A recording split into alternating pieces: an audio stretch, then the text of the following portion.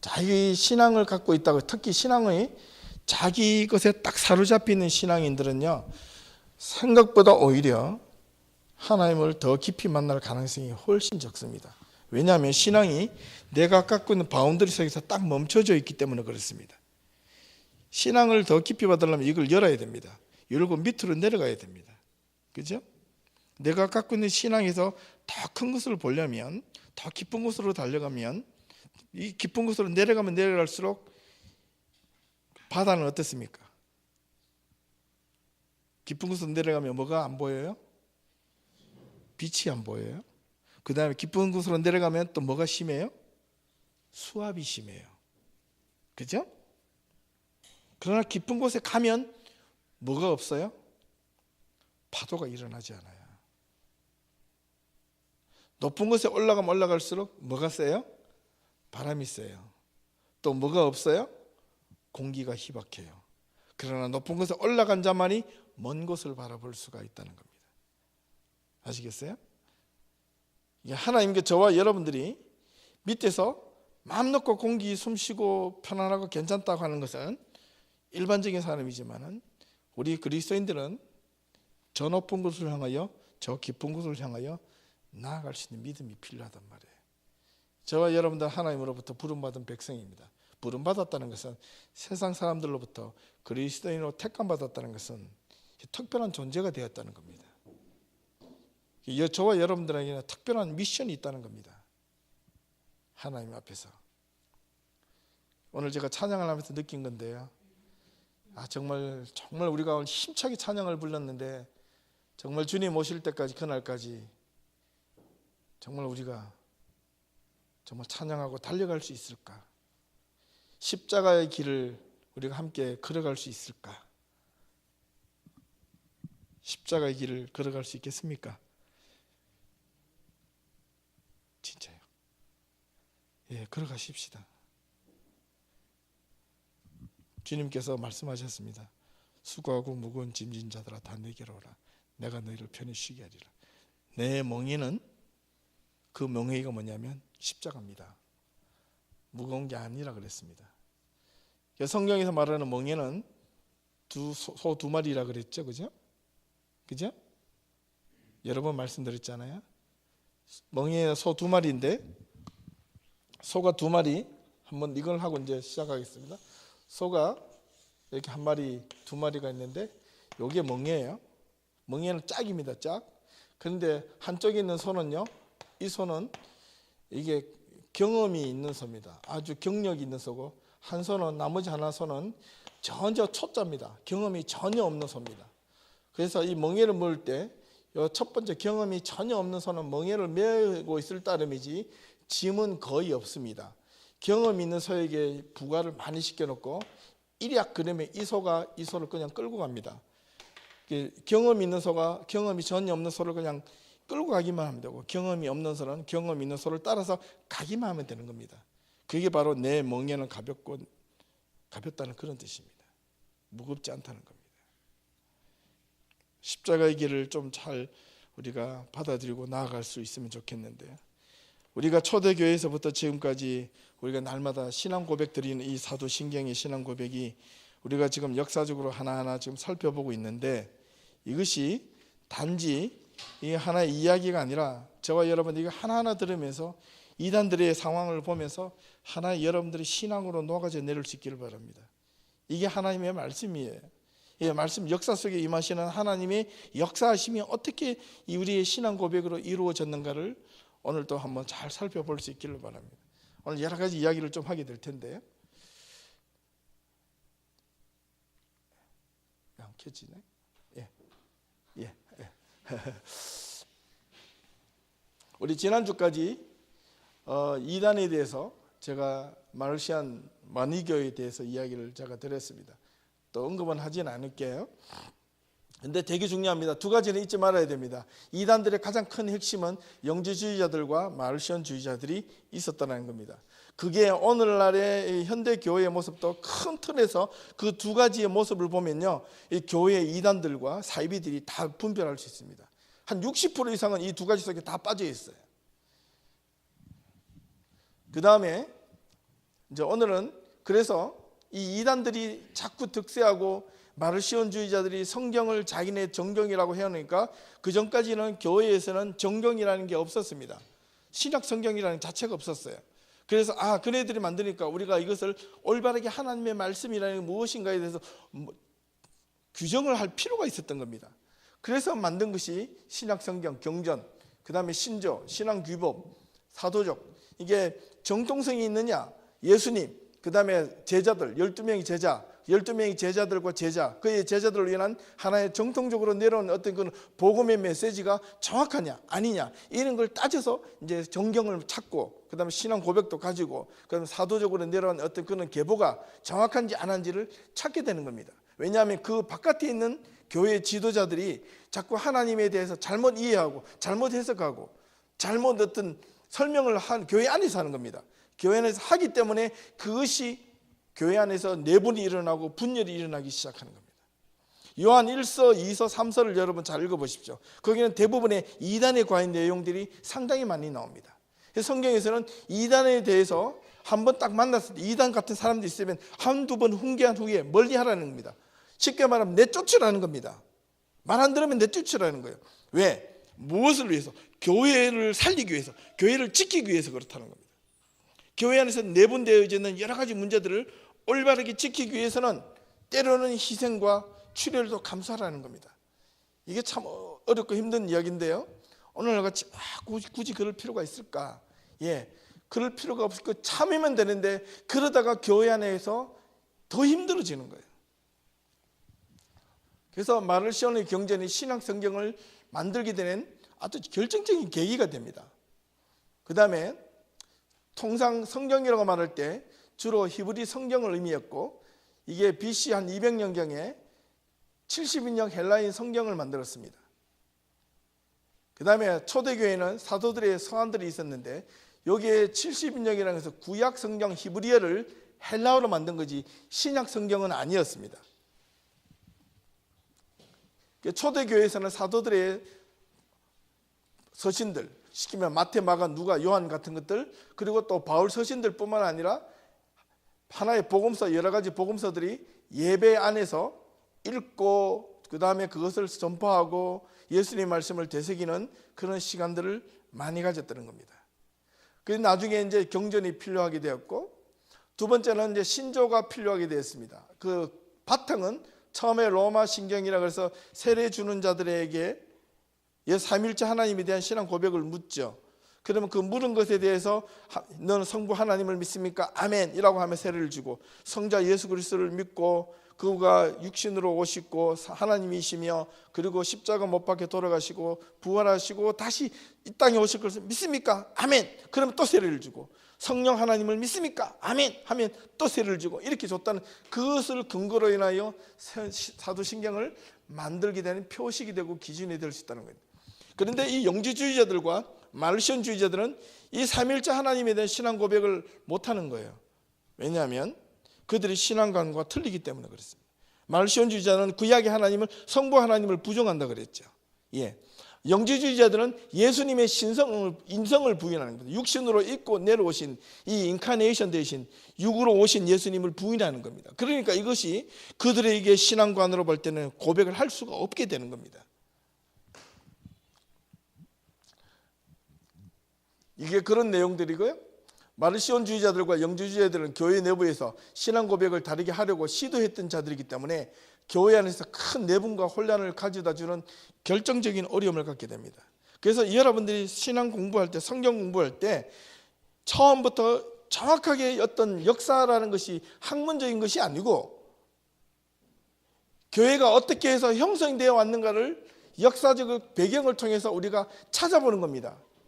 그래야 내가 지금 갖고 있는 신앙이 올바른가 아닌가를 구분할 수 있기 때문에 그렇습니다. 하나님에 대한 계시는 이따가 나오겠지만은 어떻게 오는가? 지금 이 땅에는 하나님께서 특별하게 이렇게 계시를 준다는 게 있다는 게 아니라는 겁니다. 예언자 같이. 그런데 자기에게 영감을 주고 깨닫게 하는 것은 있습니다.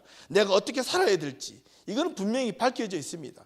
어느 한 곳을 보면 정확하게 그걸 통하여 내가 깨닫고 내가 실천하고 앞에 미래가 어떻게 되어야할지 일어날 일도 어떤 한 곳을 보면 정확하게 알 수 있다는 겁니다. 신앙성경의 정경과 초기 신조가 이단에 대응하는 가치 있는 도구였으나 교회의 바른 권위를 세우는데 성경과 이 사도신경이 결정적인 역할을 합니다. 교회를 세워가는데. 그래서 기존에 있는 정통교회와 영주주의자들과 마르시온주의자들이 차이점을 이렇게 보면, 정통교회는 삼일째 하나님을 반드시 인정을 해요.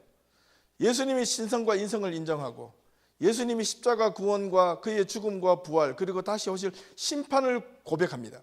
그 다음에 성령의 임재를 고백합니다. 어떻게 성령이 임재하느냐가 또 중요한데, 성령이 어떻게 우리한테 다가오느냐, 여러 방면으로 온다는 겁니다. 비둘기같이, 그 다음에 지적으로, 그 다음에 불같이, 그 다음에 뜨겁게도 차갑게도. 근데 한쪽이 전부 다 성령이라고 전부라고 이야기할 수가 없다라는 겁니다. 그러면 성령의 정체성에 대해서 그럼 어떻게 되어 있느냐, 오늘 신약 성경에 보면 정확하게 나타나 있어요. 성령을 뭐라 그랬죠? 요한복음 14장에는 보혜사라고 되어 있습니다. 보혜사, 파라클레이토스, 헬라어로 옆에서 도우시는 분이지, 옆에서 우리를 간구해 주시고 중보해 주시는 하나님이라고 되어 있습니다. 예수님께서 내가 아버지께로 가면 내 이름으로, 아버지의 이름으로 보내실, 곧 내가 아버지의 이름으로 보내실 누구요? 성령이 너에게 임하리라. 임해서 성령이 나를 이끌고 가시지만은 어떻게 이끌고 가시냐면 옆에서 이끌고 가시는 것이, 앞에서 주도적으로 가는 게 아니에요. 결정은 내가 해야 돼. 옆에서 하나님이 도와주시는 거예요. 그게 보혜사라는 뜻입니다. 그 다음에 반드시 교회의 보편성이라는 건데, 보편적이라는 것은 이 전체의 신앙 고백을 잊고 교회는 누구 한 사람, 한두 사람에 의해서 교회가 좌지우지되는 것이 아니라 하나님의 말씀으로 중심이 되어서 교회가 끌어가야 된다는 겁니다. 이게 교회의, 정통교회의 기본적인 핵심이에요. 그리고 교회는 마지막 지향하는 것은 뭐냐면 영원한 하나님의 나라를 지향하는 거예요. 교회 안의 성도들은 하나님의 나라를 사모하는 거예요. 주님이 다시 이 땅에 오시고 우리를 데리고 영원한 하나님의 나라를 향한 소망인데, 그러면 영원한 하나님이 어디입니까? 뭐 또 이런 질문, 나중에 사도신경 끝판에 나오는데 그때 가서 제가 설명을 한 번 더 드리겠습니다. 영주주의자들이 있는데 이들은 이것에서 여러 가지 것들을 교묘하게 거부합니다. 교묘하게 거부합니다. 그런데 이단들은 처음에는요, 들어보면 너무나 그럴싸해요. 그래가지고 마치 있는 것처럼 훅 빠지다 보면 더 이상 빠져나올 수 없을 때는 그들의 본체와 실체가 드러납니다. 이단들이 특징이 그렇습니다. 그리고 나중에 빠져나오려고 하면 협박을 당하고 공격을 당합니다. 그래서 많은 이단들이 교회 밖을 새롭게 교회를 이단들로부터 뛰쳐나와서 기존 교회로 돌아올 때는 심각한 위협도 많이 받습니다. 특히 한국 교회는 그게 아주 심각할 정도입니다. 지금. 근데 그런 상황들이 교회에, 지금 기존에 있는 교회 안에 얼마나 심하게 많이 침투해 들어와 있는지 모릅니다. 교회를 지켜야 됩니다. 교회를 지켜야 되는데 여기는 혼자 지키는 게 아니라 저와 여러분들이 함께 지켜가야 되는 거예요. 전도를 해서 불러오되 그 사람에게 하나님의 말씀으로 처음부터 바르게 가르치면 이 사람이 건강하게 신앙생활을 하면 세상을 이길 힘을 주고 이단을 분별할 수 있는 능력이 생기고 하나님의 말씀대로 세상을 굳건하게 헤쳐나갈 수 있는 힘과 능력이 있게 되는 거예요. 그런데 와서 그냥 교제만 하고 재밌게 놀다만 가면 교회는 이런 곳이라고 처음에 인식을 하게 되고 교회는 이래도 되는갑다 함부로 하게 되는 겁니다. 그러니까 교회가 엉망으로 되어가는 겁니다. 습관이 중요하고 처음부터 무엇을 배우느냐가 가장 중요하죠. 이 영주주의자들은 비밀스러운 선생이라 그래서 이런 교사들이 있는데 그들의 지식만이 근원적인 메시지로 비밀스럽게 접근한다는 거예요. 쉽게 말하면 그들만이 이렇게 하늘에서 그 비토스, 그렇죠, 영원한 영적인 어떤 지식, 그것이 자기의 특별한 사람에게 계시되어지고 그 사람에게만 특별하게 배움을 받고 그 사람으로 인해서 영적인 지식을 얻어서 막 승화되어 가지고 올라갔을 때만이 이 왜 육신은 자꾸 탐욕적이고 악하기 때문에 자꾸 영적으로만 강조를 하다 보니까 저런 곳에 빠진다는 겁니다. 그런데 생각해 보십시오. 이 육신이 더 악한지, 정말 우리가 갖고 있는 영적이라고 하는 이 정신 생각들이 더 악한 건지. 탐욕하고 나쁜 마음 먹을 때 성경에는 곳곳에서 육신을 회개하라 말이 없습니다. 마음을 돌이키라. 회개하라 할 때 마음을 회개하라 그러죠. 어때? 육신은 몸을 회개하라 그럽니까? 그렇잖아요. 그죠? 몸을 돌이키라 말을 안 하잖아요. 마음을 돌이키고, 마음이 뭡니까? 바로 영과 가까운 것이 마음이 않겠습니까? 그죠? 마르시온주의자들은 바울 서신과 누가의 글 외에 다른 서신들을 다 거부했습니다.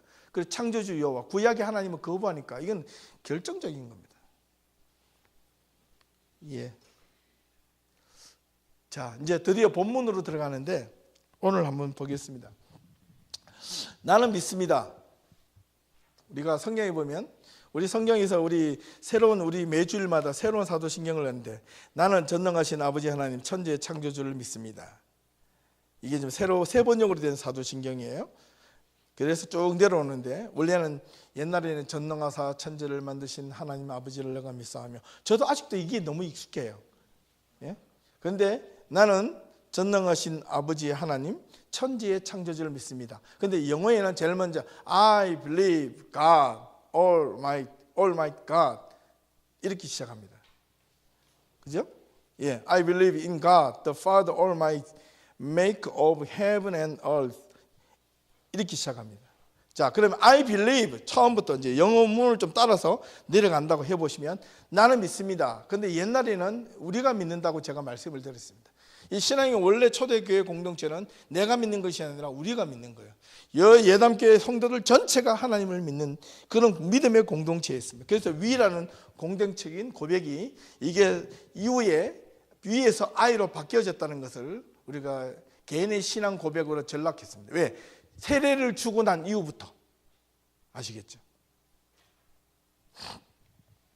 그 다음에 근데 AD 325년 니케아 회의, 그 다음에 382년 콘스탄티노플 회의라고 교회에서 회의가 있었는데, 그때까지만 해도 I believe가 아니라 we believe였습니다. 자, 그렇다면 믿음이란 무엇인가? 이게 믿습니다라고 했는데, 믿음, belief, 믿음이라는 것이 무엇인가라는 겁니다. 한번 잘 보십시다. 믿음의 대상이 뭐냐? 우리는 분명하게 고백해야 됩니다. 삼일째 하나님. 삼일째 하나님에 대한 부정이 있으면 그건 믿음의 대상이 기독교의 신앙이 하나님이 아닙니다. 성부, 성자, 성령에 대한 동시적인 믿음이 필요하고, 그 다음 믿음의 주체는 누구냐? 하나님이라는 겁니다. 하나님. 세 분이신 하나님. 하나님이심을 고백할 수 있는데, 그러면 믿음의 주체가 하나님이 분명해져야 돼요. 나는 믿음의 주체가 되어서는 안 됩니다. 믿음의 주체는 하나님이고 믿음의 객체가 내라는 거예요. 하나님이 믿음의 주체가 되어야 되지, 믿음의 주체가 내가 되어버리면 내가 원하는 믿음이 하나님 것에서 내 것을 빼앗아 오는 겁니다. 그렇기 때문에 우리는 기도할 때 하나님 달라는 기도를 많이 하는데, 믿습니다 주시옵소서라고 하는 그 말에서 우리가 뉘앙스를 잘 가지셔야 됩니다. 완전 틀린 말은, 완전 잘못된 것은 아니지만은 그 내용이 올바른 것은 아니라는 겁니다. 정확한 것은 아닙니다. 달라고 기도하는 것은 나쁜 것은 아닙니다. 그러나 하나님의 뜻 가운데 이루어 달라고 기도를 하셔야 됩니다. 그게 정확한 기도입니다. 우리가 예수님도 십자가에서 돌아갈 때 감람산 하면서 기도하실 때, 아버지여 아버지여 할 수만 했거든 이 잔을 내게서 멀리하게 해달라고 기도하다가 그 이에 뭐라고 했냐면, 그러나 누구의 원대로 마옵시고, 예수님 자기 자신의 내 원대로 마옵시고 누구의 뜻대로? 아버지 뜻대로 하라는 거예요.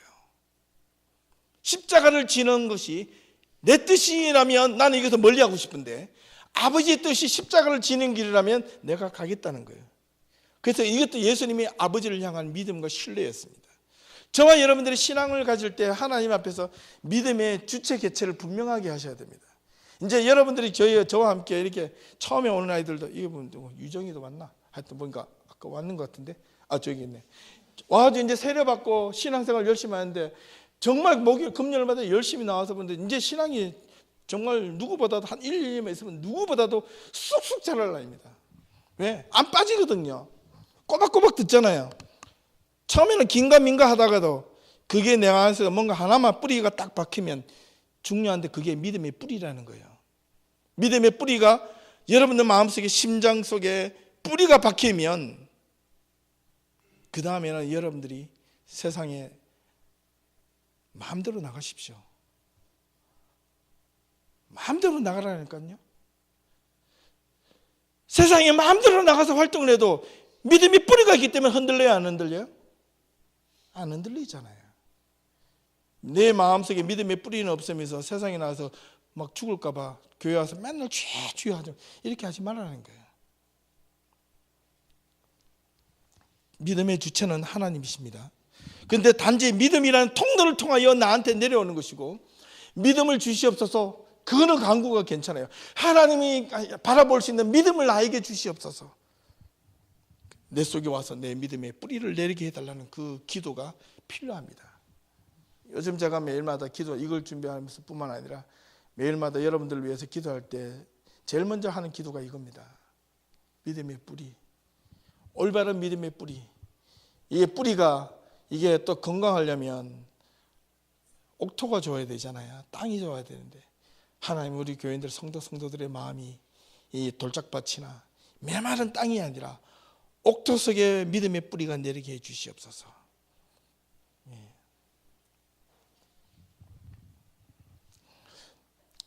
나는 믿음의 객체, 오직 믿음으로만 하나님께 나아갈 수 있기 때문에, 그 다음에 믿음은 만남입니다.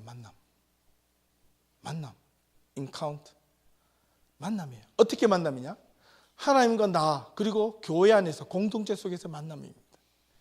항상 이것을 우리가 기억을 해야 됩니다.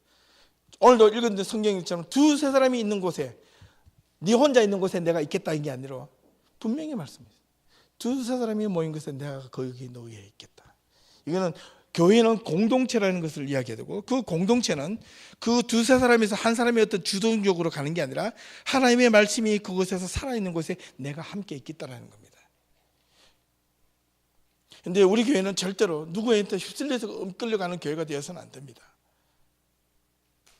오직 하나님의 말씀이 저와 여러분들을 다 이끌어갈 수 있기를 바랍니다. 이게 필요합니다. 그게 뭐냐고요? 그거는 느껴보면 알아요. 저와 나와 대화를 해보면 하나님의 말씀으로 소통함이 있으면요, 막힌 게 없어요. 대화에도 막힌 게 없단 말입니다. 그런데 대화를 하면 할수록 막힌 것이 느껴지면 뭔가 문제가 생기기 시작하는 거예요.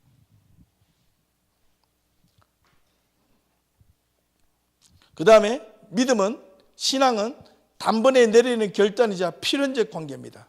믿음, 한번 생각해 볼게. 하나님, 한번 생각해 볼 거예요. 내가 생각해 보고 내가 마음속에 와서 전 그를 쌓으면 믿어주고, 이런 것이 아니라는 겁니다. 그래서 믿음은 이런 말을 종종 씁니다. Impossible possibility. 불가능한 가능성이라는 거예요. 어떻게 보면 머리는 도저히 안 믿어지는데 가슴으로 믿어야 될 것만 같고, 때로는 가슴은 막 냉철한데 머리로 이해가 돼요. 뭔지 모르게 이해가 돼요. 그런 약간의 어떤 양비론적인데, 이런 것들이 내 안에 들어와서 나를 이렇게 이끌고 가는, 가슴이 뜨거운 사람이 머리로 믿는 사람 보고 넌 신앙이 잘못돼서라고 할 수 있겠느냐? 없다라는 겁니다. 머리가 차가운 사람이 가슴이 뜨거운 사람만 보고 너 무조건 나빠, 이렇게 할 수도 없다는 겁니다. 그것이 모두가 모여서 하나님을 향한 믿음의 귀한 초석이 되는 겁니다. 뜨거워도 차가워도 무엇으로 가야 된다? 말씀으로 가야 된다. 믿음은 신앙과 불신앙을 구분하는 중요한 잣대입니다. 이거는 행동입니다. 행동. 말로만 하는 것이 마음속에 있는 신앙의 결단과 행동으로 나오는 겁니다.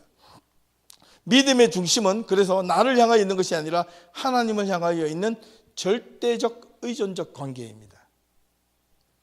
그리고 믿음은 그리스도를 향한 믿음의 뿌리와 근거로 삼아야 됩니다. 반드시 예수 그리스도라는 우리의 중보자 되시는 그분을 통해서 가야 된다는 우리 신앙 고백. 그 어떤 사람들은요, 예수를 빼놓고 성령만 받으면 되네요. 성령이 예수님께서 말씀하셨던 이 메시지는 전혀 안중에도 없어요. 왜? 성령 받았어요. 뜨거워요. 불 받아라. 집회 같은 데 가면 불 받아라, 성령 받아라 이거 하고 끝나요. 그냥 근데 그 성령은 누구의 성령이냐? 하나님의 영이고 예수의 영이기 때문에. 그런데 예수님께서 당신이 가실 때에 내가 가야지만 오는 성령이 있다라고 이야기를 하시는 거예요. 내가 간다는 것은 뭐냐니까 예수님께서 보내실 아버지의 이름으로 내가 보낼 성령. 그러면 누구의 영이에요? 성령도 예수님의 영이라는 거예요. 예수님의 없이 성령이 온다는 것은 감히 상상할 수도 없다는 겁니다. 저와 여러분들 분명하셔야 됩니다. 이걸 빼앗아서는 절대 잊어버릴 수는 안 된다는 겁니다. 그 다음에 사도신경은 누구를 향하여 고백하는가? 첫 번째는 전능자이시며 하늘과 땅의 창조자신 세 분 하나님, 삼일째 하나님, 성부, 성자, 성령. 참 신기하죠? 이해가 힘들죠? 여기서 하나님은 성부, 성자, 성령이다. 그리고 삼위일체란 세 분이시면서 한 분이신 하나님, 성부, 성자, 성령이 주관적으로 역사하시면서 늘 함께 하시는 분. 이게 뭐냐면 three persons, one substance, 한 본질이면서 세 분의 위격이라고 말을 하는데, 이거는 성부 하나님이 창조하실 때 주관자가 되시고 전체의 주인이 되시는 거예요. 여러분 어떤 집회를 하거나 어떤 이벤트를 할 때 주체가 있고 주관이 있잖아요. 주체와 주관은 뭐가 다릅니까? 주관은 그 전체를 그냥 관장하는 거예요. 앞에 나서서 절대로 나서지는 않습니다. 주관. 주체는 그것을 이벤트를 실질적으로 행사하는 사람들입니다. 준비하고 이벤트를 만들어가는 사람들. 그렇다면 이 성부 하나님은 천지를 창조하시고 그것을 주관하시고 그것을 함께 운행하고 역사하고 이끌어 가시는 분은 성령, 성자. 그분이 성부 하나님의 뜻을 이루어 가시는 분이에요. 인간이 죄로 말미암아 타락하게 되었고 그 타락하는 말미암아 인간이 더 이상 구원받을 수 있는 기회가 상실되어서 아버지의 뜻에 의해서 누가 이 땅에 오셨어요? 예수 그리스도. 그분의 뜻을 이루기 위하여 오셨습니다. 그분이 공생애에 나온 사역을 하시고 우리를 위해 십자가 못 박혀 돌아가시고 부활하시고 성천하시고 다시 오신다는 겁니다. 그러고 나서 그 전에 누가 우리에게 오셨어요? 성령. 너희가 혼자 외롭지 않게 지켜주기 위해서, 도와주기 위해서 성령이 오셨다는 겁니다. 그렇기 때문에 이것이 하나의 유기적으로 항상 이렇게 동일하게 도와주시는 겁니다. 그렇다면 교회는 누구를 중심으로 고백되어야 하는가? 누구를 중심으로 고백되어야 해요? 예수 그리스도. 우리가 예수 그리스도가 중보자 되신 예수 그리스도를 통해서 성부 하나님을 만납니다. 우리가 예수 그리스도에서 성령 하나님을 만납니다. 그런데 예수 그리스도가 우리의 삼일째 하나님의 키포인트가 돼요. 그러지만 초대교회에서 이단들과 더불어서 우리가 사도신경으로 신앙 고백하는 것이 가장 분량이 많은 것이 예수 그리스도에 대한 내용이 거기에 있다는 겁니다. 성부와 성령은 무엇인가? 주관자, 도우시는 분. 여기 보면 마태복음, 요한복음은 분명히 기록되어져 있습니다. 제 말이 아니라는 거죠. 그 다음 이제 하나님에 대한 이야기를 좀 해야 되는데, 전능하사 천지를 만드신 하나님이신 아버지를 내가 믿사오며 이랬는데, 아버지, 하나님 아버지를 내가 믿사. 하나님은 누구인가? God. 이 God이라는 계명이 이 세상 요즘에 엄청나게 많이 이제 논란이 되고 이제 이야기가 되었는데, 이게 참 안타깝게도 하나님에 대한 먼저 오늘 현실적으로 20세기 이후에 무신론적 근거가 일어나게 됐습니다. 1966년 4월 8일 미국의 타임지에서 커버 스토리 제목인 Is God Dead? 이라는 제목으로 기사가 실렸는데 이게 전 세계적으로 엄청난 파장을 일으켰습니다. 이 기사로 인하여 전 세계가 완전히 유신론과 무신론이 확 본격적으로 갈라지기 시작합니다. 그것이 가장 큰 여파가 기독교에게 다가오기 시작하는데, 대학 캠퍼스와 기독교 청년들에게 전통적인 신앙에 대한 회의를 품고 교회를 엄청나게 이탈이 됐습니다. 그 이탈과 66년도니까 미국에서 이걸 이탈함과 동시에 미국 사회를 한참 이끌었던 그 미국에 유행하는 그 음악이 있었습니다. 제가 옛날에 한번 이야기 드렸는데 기억나십니까? 60년대에 가장 미국에서 유행했던 팝.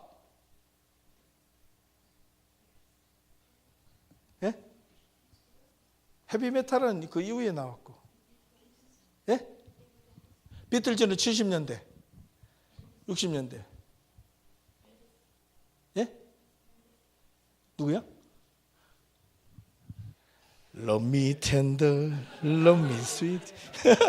엘비스 프레슬리? 아니요. 그때 당시에 히피 문화가 형성이 됐고요. 본격적으로. 그 다음에 컨트리 음악이 본격적으로 생겨났고, 그 다음에 이것이 바탕이 되고 70년대 본격적으로 헤비메탈과 그 다음에 그 히피 문화와 이런 것들이 본격적으로 미국 사회를 점령하기 시작합니다. 이것이 미국에서 축출이 되니까 유럽으로 넘어가서, 유럽에는 스페인과 로마, 이탈리아 가면 히피들이 너무 많습니다. 집시. 그런 어떤 대중문화와 섞여서 엄청나게 대학 청년들에게 기독교 전통에 대해서 회의를 품며 교회를 다 떠나버렸습니다. 그때부터 막 떠나기 시작하는 겁니다. 그런데 거기다가 똑같은 달인데 1966년 4월에 미국 테네시주는 어디입니까? 북동쪽이 있죠, 그죠? 그게 내슈빌에서 발행되는 모티브라는 잡지가 있는데, 또 타이틀이 하나님은 조지아에서 죽었다라는 기사가 있는데요, 신에 대한 무능력에 대한 아주 냉소적인 풍자적인 글을 실었습니다. 아주 신에 대해 엄청나게 비꼬았습니다. 왜 이렇게 66년도를 기점으로 해서 비꼬았을까요? 이거는 역사를 한번 보셔야 되는데, 이전에 앞전으로 그 시대적으로 한 50년, 60년 전으로 돌아가서 1910년대부터 18년대까지 미국은 아니었지만은 이 유럽 본토에서 세계 1차 세계대전이 터지고 2차 세계대전이 터지면서 미국에 있는 많은 군인들도 전쟁에 참여됐습니다. 많이 죽었습니다. 예. 그로 인하여 전 유럽은요, 완전히 코마 상태, 카오스 상태가 됩니다. 완전히 정신이 불러내고 정신이 혼미해지는 상태까지 다가갑니다. 그래서 거기서 신이 만약에 하나님이 살아계시다면 결코 이렇게 할 수가 없다라는 겁니다. 예. 정말 신이 살아계신다면 그렇게 극악무도한 전쟁들이 일어날 때 신은 뭐 했느냐, 이런 질문들이 2차 세계대전이 끝나면서부터 한 10년에서 15년 동안 계속 그런 질문들이 제기가 되다가 이때 본격적으로 God is there, is God dead? 이라고 질문이 땅 터지면서 그것을 합리화하기 시작합니다. 이 신죽음에 대한 논의는 단순히 하나의 에피소드에서, 하나의 타임지에서 나오는 하나의 잡지의 아티클이 아니라 그것이 미국을 전체를 시발점 무신론 시대를 촉발하는 강력한 어떤 폭발과 같았습니다. 폭탄과 같은 것이 되었어요. 그래서 이것이 나중에 과학의 발달이라는 이 과학과 휴머니즘, 인본주의적 사고, 개인주의, 인본주의가 맞물려지고, 그 다음에 신본 중심이 하나님이 아니라 물질 만능주의, 이 생각이 무신론을 향한 사회적 공감대가 시간이 흐를수록 확 퍼지는 거예요. 퍼지다 보니까 교회 안에조차도 걷잡을 수가 없었습니다. 그때부터 교회 안에 들어온 것이 어떤 내용이 들어오는지 아세요? blessing이라는 말이 들어오기 시작하는 겁니다. 뭔지 알지요? 축복. 그 전까지는 당연하게 교회 와서 예배드리고 우리가 죄를 지은 것을 고백하고 용서를 받고 말씀을 듣고 나가서 또 열심히 살아가는 것에 대해서 사회의 전반적인 분위기가 그렇게 확 들어가고 물질 막는주의로 휩쓸려가고 막 잘 살고 이렇게 믿지 않는 사람들이 잘 살아가니까 교회 안에서의 어떤 기복적인 것이 필요한 시대예요. 그러니까 미국에서 블레싱이란 말이 엄청나게 60, 70년대부터 본격적으로 형성했어요. 미국도 교회도 60, 70년대 엄청나게 80년대, 90년대까지 대형 교회로 성장해서 전 세계의 메가급 교회로 엄청나게 많이 성장을 했습니다. 그런데 지금은요? 미국요? 캐나다요? 막 문 닫잖아요. 제가 오면서 그랬습니다. 차 타고 오면서 미국이라는 나라가 처음에 어떻게 설립이 됐느냐, 이 청교도들이 뭐 그전에는 뭐 콜럼버스가 뭐 미대륙 신기를 발견했다지만, 그러나 이 미국이라는 나라를 처음에 오게 된 것은 이 영국의 종교의 박해, 기독교 신앙을 올바르게 지키기 위해서 종교의 박해를 피해서 신앙의 순수함을 찾기 위해서 그들이 죽음을 무릅쓰고 미국 땅으로, 아무것도 모르는 이 미국 땅으로 와서 살았지 않습니까? 처음에 도착한 그 사람들이 첫 해 만에 3분의 2가 죽고 신앙의 자유를 찾아서 넘어왔는데, 그 신앙으로 믿음으로 건설된 이 미국이 불과 300년도 안 되어서 지금 어떻게 됐습니까? 기독교 국가가 이제 아닙니다. 캐나다는요, 2000년대 통계를 보니까 외형적인 통계를 봤을 때 기독교인들이 자녀를 낳는 숫자가 한 가정당 0.9명에서 1.1명인데 이게 무슬림들은 평균 5명에서 7명이래요.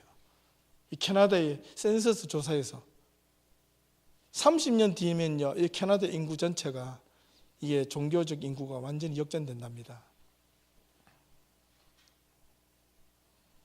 그래서 그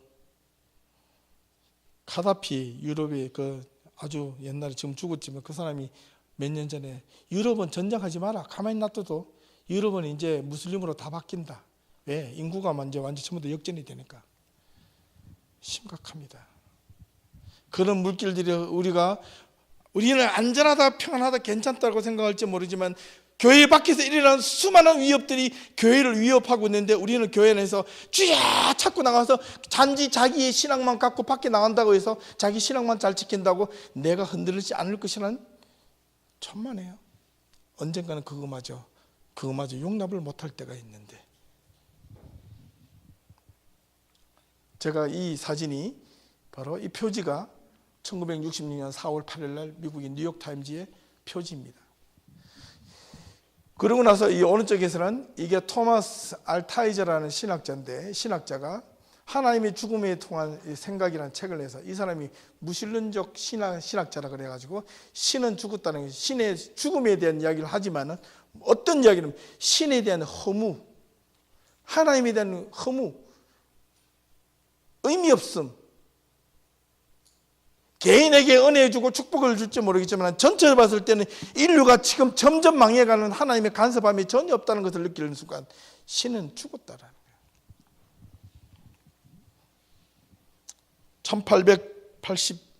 1884년에 유명한 프리드리히 니체, 자라투스트라는 이렇게 말했다는 책에서 God is dead, 신은 죽었다. Just kidding, he never existed. 신은 결코 존재하지 않았다. 근데 이거는요, 여러분 잘 하셔야 됩니다. 그 18세기, 19세기 말년과 20세기 초에 유럽의 상황을 이해를 하셔야 됩니다. 경제공황이 있었고요, 수많은 사람들이 실업자가 생기고 가난한 사람들이 그 시대를 들끓었지만은, 그러나 돈 있는 사람과 귀족들은요 배불리 먹고 배 터지게 살았습니다. 그때 하나님은 뭐 됐냐는 거예요. 그래서 신은 죽었다는 겁니다. 당신이 인간을 창조하시고 사랑하신다면 그런 게 안 된다는 겁니다.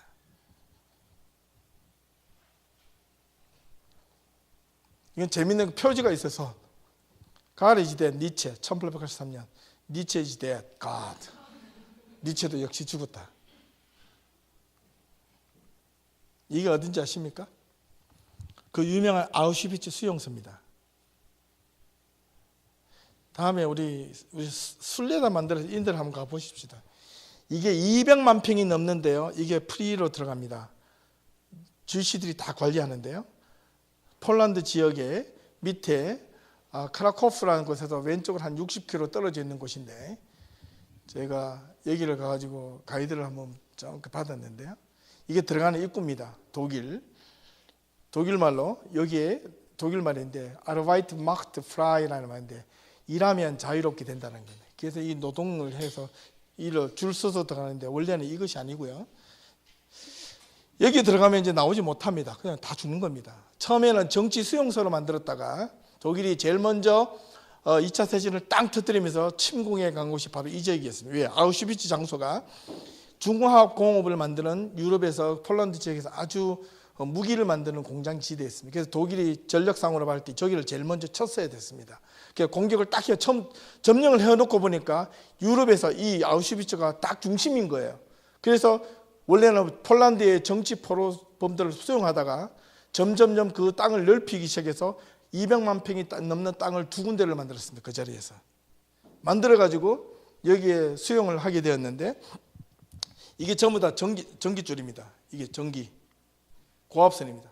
위험이라는 말이고, 이게 전기줄 2중 3중으로 쳐져 있습니다. 이런 영화가 많이 나왔죠.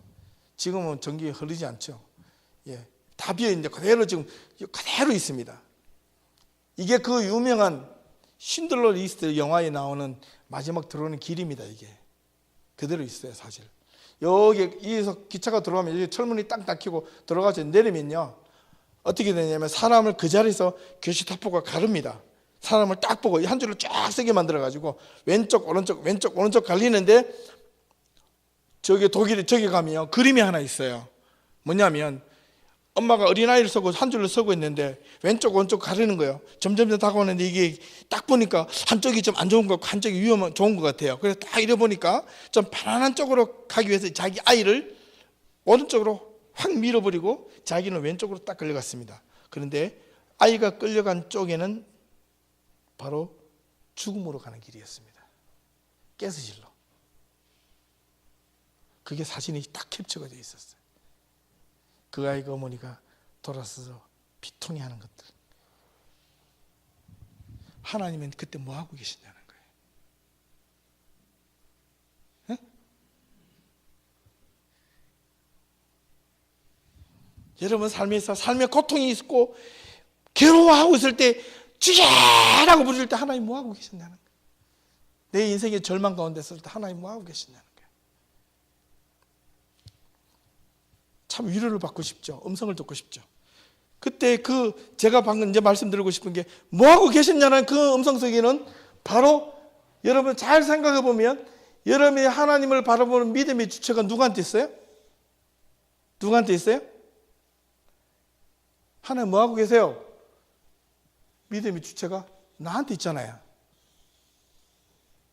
근데 믿음의 주체가 하나님한테 있다면 하나님이 이 상황을 내가 어떻게 해야 합니까? 이렇게 기도가 나와야 되잖아요. 내가 이 상황을 어떻게 극복해 나가야 됩니까? 하나님 가르쳐 주십시오라고 해야 되지 않겠습니까? 방향을 제시해 주십시오. 내가 당신의 뜻을 찾아갈 수 있도록, 이 고난을 통하여 내가 하나님을 만날 수 있도록, 하나님을 찾아갈 수 있도록 해야 되지 않겠습니까? 달라고만 기도하지 말고 아버지 뜻이 무엇인지 찾으라는 겁니다. 이때 유대인들은요, 수많은 사람들이 죽었을 때 2차 세계대전이 끝나고 15년 동안 많은 신학자들이 그렇게 울부짖었습니다. 그래서 신죽음 신학이라는 것이 생겨났고, 그 이후에 나왔던 신학에서 큰 흐름이 뭐냐면 이게 희망의 신학이라는 큰 신학 또는 신앙. 하나님은 안 죽었다는 겁니다. 희망. 절망 가운데, 죽음 가운데서도 하나님이 극복하시는 하나님이시다. 우리에게는 희망이 있다. 그게 여러분 산소망입니다. 죽음을 앞에 가까이 두고도 주님이 나와 함께 하실 것이라는 그 믿음이 있는 자에게 산소망이 있을 줄로 믿습니다. 있어야 됩니다. 분명히 해야 됩니다. 제가 여담인데 여기서 제 아내하고 저하고 사진을 찍었어요. 참 감회가 남다르더라고요. 너무너무 남달라요. 느낌이 이상해요. 정말 여기서 사람들이 이렇게 많이 죽었을까? 이게 뭔지 아시겠죠? 이 뒤가 가스실이고요. 가스실에 죽은 사람들 여기다가 태우는 겁니다. 사람을 두 개 실어가지고 한 사람씩 누구 넣어가지고 태우면요, 뭐가 나오냐면 기름이 나옵니다. 사람 껍데기를 잘라가지고 기름을 비누 기름을 만들고요. 머리를 잘라가지고 머리카락, 여자들 긴 머리카락을 다 잘라가지고 여자들 등껍질을 잘라가지고 카페트를 만들었고요. 독일 사람들이. 그게 가면 그대로 있습니다. 남아있는 자리가. 이게 유대인 포로 수용소에도 남아있는 사진입니다. 사진 중에 하나입니다. 이 어린아이들 굶겨가지고 생체 실험을 하는 자리. 이것도 그렇고, 이렇게 사람들 집어넣고 실제로 그랬습니다. 그거 하니까 일일이 기록이 남아져 있고, 이게 유대인들 극히 일부분인데 이렇게 그 창문을 해서 있는데 이게 신발 이렇게 모아놓은 자료입니다. 그 현장의 자료들. 이거 뭔지 아시죠? 의족. 이 사람들이 제일 먼저 포로 수용소에 잡혀온 사람들에게 딱 보고 장애인, 비장애인부터 구했는데 비장애인들은 제일 먼저 죽입니다. 노동의 가치가 없다 그래서. 그런 거 제일 죽이고 나서 게시타포드에 들어가서 뭘 검사한 줄 아세요? 이빨, 손에 있는 각시, 그 다음에 이게 수족 속에 이 사람들이 갖고 들어오면서 보물도 금은 같은 걸 숨기고 들어왔어요. 그걸 조사를 하는 겁니다. 이빨들을 다 뽑고 그걸 금을 녹여서 그들이 또 재사용하고 이런 잔인한 일들이 엄청나게 많았습니다. 그런 것이 있었는데 제가 어느 글을 보니까 이렇게 돼. God is the 니체. 근데 예수님은 God is dead.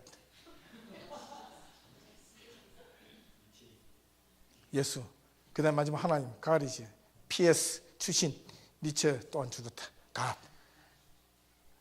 발음이 너무 비슷하죠. 여러분 God is dead. God is dead. 하나님 우리 아버지십니다. 아멘. 죽은 자가 아니라 하나님 우리 아버지인 줄 고백할 수 있기를 바랍니다. 여전히 살아계십니다. 저와 여러분들에게 어디 계신냐라고 묻는 것이 하나님을 향한 믿음이 아니라 하나님은 우리 고통이 당하고 있을 때 하나님은 보고 계셨다. 누구보다도 아파하고 계셨고 당신의 때에 당신의 뜻이 이루어질 때 우리가 주기도문을 할 때 하늘에서 이루어진 것이 땅에서도 이루어지리다라고 고백하는 그 기도가 헛되지 않기 위해서 우리는 하나님의 뜻이 무엇인지 우리는 찾아갈 수 있는 저와 여러분들이 되어야 됩니다. 분명해져야 됩니다. 하나님에 따르면 무신론되는 이론적 근거가 상당히 정말 철두철미하게 나타나는데 신앙의 순수성을 상실하고 축복과 기복적인 신앙이 자리 잡을 때 믿음이 삐뚤어지기 시작합니다. 두 번째는 유물론적 사고, 막시즘, 마르크스시즘에 대해 유물론적 먼저 물질 중심주의로 가는 유물론적 사고와 과학적 휴머니스트들이 주장이 강력하게 확대해야 됩니다. 설득력을 가지고 상당히 이론적으로 근거로 접근합니다. 천문학, 생물학, 물리학, 생리학, 심리학 등의 발견으로 인하여 자연주의적 가설의 타당성을 논증하고 신적인 존재의 가능성을 점차 부인하게 만듭니다. 그래서 자연 발생설에 입각한 사고의 전환 이런 것들이 외부에서 막 밀려오면서 뭐냐면 이 우주가 자연적으로 팽창되었다. 이런 논리들을 여러분들 대학에서 천문학과나 생물학과나 이런 데서 다 배우고 있습니다. 이런 것들이 지금 당연하게 배우면서 교회하고 이제 또 다르게 생각하고 믿고 있는 거예요. 그냥 교회만 들어가면 스위치 전환이 자동으로 돼요. 어찌 신앙이 스위치가 된답니까? 신앙은 삶인데 내 인생의 전부인데 내 인생의 우선순위고 그러니까 우리가 밖에 나가면 내 마음대로 살아가는 거예요. 하나님이 없는 것처럼. 초자연적 현상에 대한 과학적인 논리는 접근을 거부합니다. 논리적으로 이성적으로 거부합니다. 초자연적 현상을 다 거부하는 거예요. 옛날에는 폭풍이 오고 비구름만 왔을 때 우와 저게 하나님이 임재인다. 요즘에는요 인공위성으로 보면 그건 비구름이다 하고 끝이 내는 거예요. 먼 데서 비구름 올 때 야 준비해라 그러는데 인공위성으로 지금 핸드폰을 보니까 옆으로 지나간대. 걱정하지 마. 우산 안 가져가도 돼. 지금 요즘에 이런 시대가 됐습니다. 그렇죠?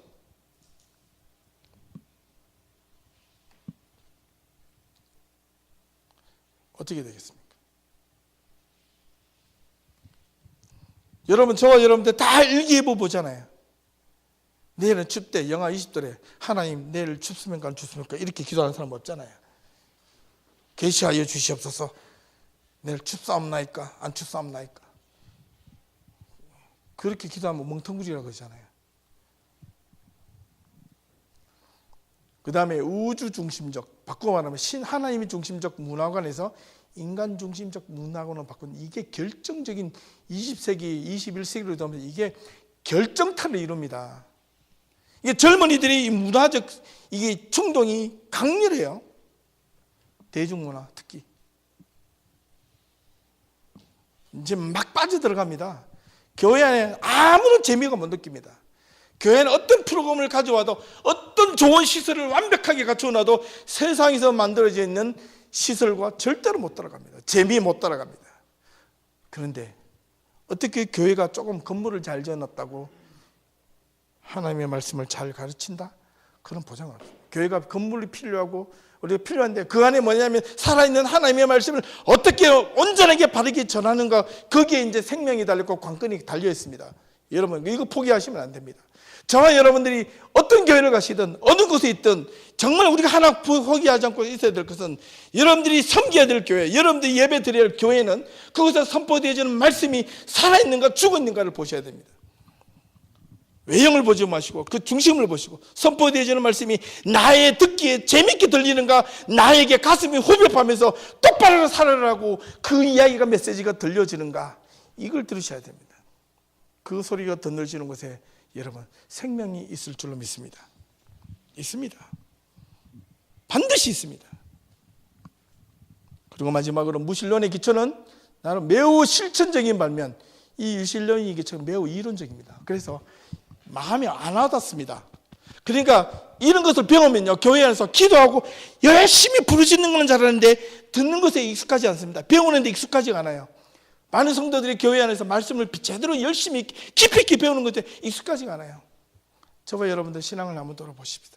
지난 자기의 신앙의 테두리를 돌아보면 내가 얼마나 하나님의 말씀을 깊이 있게 배우려고 몸부림친 적이 있는가. 부르짖기는 잘 부르짖어도 말씀 가운데 집중해서 그 속에 들어가려고 몸부림치고 노력한 적이 얼마나 있는가. 노력하셔야 됩니다. 계속해서 노력하셔야 됩니다. 그러다 보면 여러분들 자신도 모르게 하나님을 의미 있게 만날 때가 반드시 옵니다. 밑에 나는 하나님을 믿으면서 삶으로는 무신론적 삶을 살고 있지는 않은가. 사고는 이런 생각들을 다 이렇게 따라가면서 살아가고 있지는 않는가. 그러니까 언밸런스 되잖아요. 안 맞을 수밖에.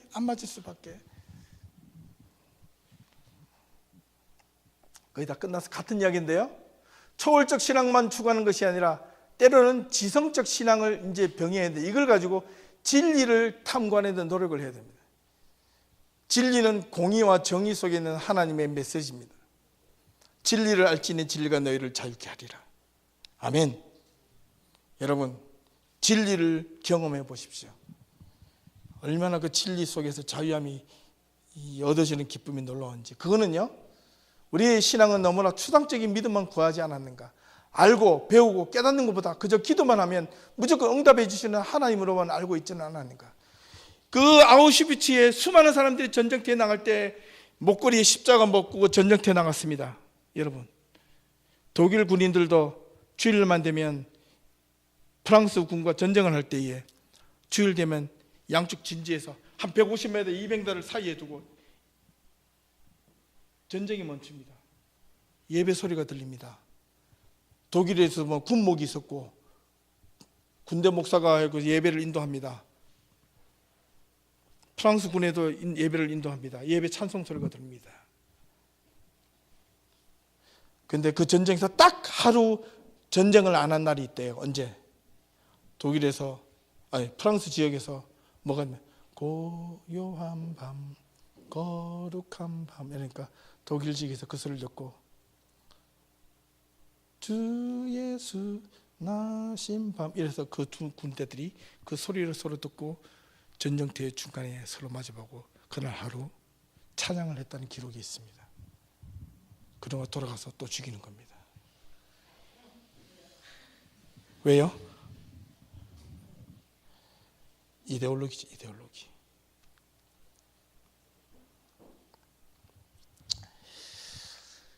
그래서 여러분들 깨닫는 게 참 중요합니다. 몸으로 얻어지는 게 아니라 깨닫는 것들이 얻어지는 것이 너무너무 많습니다. 성경에는 곳곳에서 마음으로 돌이키라라는 말을 참 수없이 많이 합니다. 마음을 회개하라, 마음을 뉘우치라, 마음으로 돌아서라. 하나님께 네 마음을 바쳐라. 중심을 보시는 하나님이시다. 유물론적 사고에서 휴머니즘 사고로에서 신본주의, 하나님 중심적 사고로 전환할 때가 왔습니다. 이제 인간의 유한성에 대한 인식이 필요한데, 세상이 주는 이 수만 가지의 인간 중심적 문화가는 자기가 유한하지 않다는 것을 무의식적으로 주입시킵니다. 나는 영원할 것이라는 것을 주입시킵니다. 나는 괜찮다라고 주입시킵니다. 시간은 영원할 것이라고 생각합니다. 그러나 우리 여기 있는 젊은이들도, 우리 여기 있는 우리 권사님 모두가 약간의 시간의 편차가 있을지 모르겠지만 저와 여러분들은 하나님 앞에서 정해진 시간이 있습니다. 그 시간이 있습니다. 우리는 다만 몰라요. 근데 나이 드시다고 너무 아이고 내가 죽을 때가 가까이 왔다, 확률적으로는 좀 그렇지만은, 그러나 날 때는 순서가 있어도 갈 때는 순서가 없어요. 절대로 오해하지 마시기 바랍니다. 갈 때는 순서가 없어요. 여러분 나중에 병이 들어가지고 주님께 돌아오는 것도 그것도 영광입니다.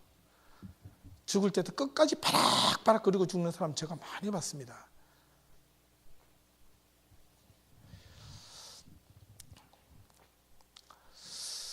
인간의 본질, 나는 누구인가 정말 깊이 있게 한번 생각해 보라는 겁니다. 이게 유실론적 철학적 사고가 필요한데, God was already there. 하나님은 항상 이미 그곳에 계셨고, 우리가 세상에 태어나기 전에 God is now there. 지금 현재 여전히 계시고, 항상 그곳에 계실 분은 지존하신 하나님 한 분밖에 안 계신다는 거예요.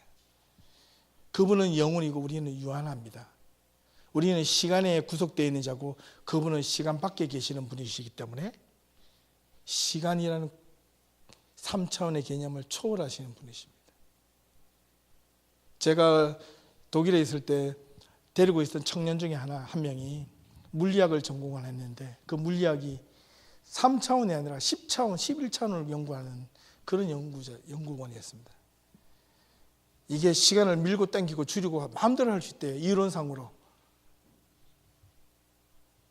저는 처음에 이해가 안 됐습니다. 그래서 그걸 한참을 듣고 또 배웠습니다. 그 책도 찾아봤습니다. 예, 시간을 플렉시블하답니다. 갑자기 확 줄이다가 늘어날 수도 있고 줄일 수도 있답니다. 그 기본적인 단초는 이미 아인슈타인의 상대성 원리에서 이미 발표가 났고, 우리는 그거하고 전혀 상관없이 살아가고 있는데 세상은 너무나도 놀랍게도 그런 것을 향하여 달려가고 있습니다. 그런데 그 정점에서 그 친구는 자기가 공부하면서 하나님을 진실되게 만나는 거예요. 이론적인 공부였지만 얼마나 성실했던 청년인지 모릅니다. 하나님에 대한 인식이 초월적인 하나님이 뿐만 아니라 여러분 인격적인 하나님을 만날 수 있기를 바랍니다.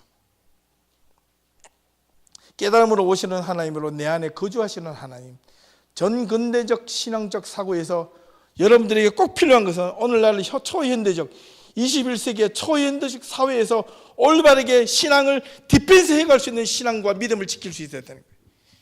가만히 보면 정말 19세기, 18세기 신앙을 여전히 홀드하면서 이거 자기가 지켜야 될 신앙이라고 생각하는 옷은 껍데기입니다. 껍데기를. 성경은 항상 기도할 때도 그렇습니다. 너희는 옷을 찢지 말고 마음을 찢으라고 성경은 이야기했습니다. 마음을 찢고 기도하라는 겁니다. 뭡니까? 불필요한 것을 벗어버리라는 거예요. 내 중심 속에 들어있는 하나님의 능력, 하나님의 의미가 무엇인지 올바르게 배우라는 겁니다.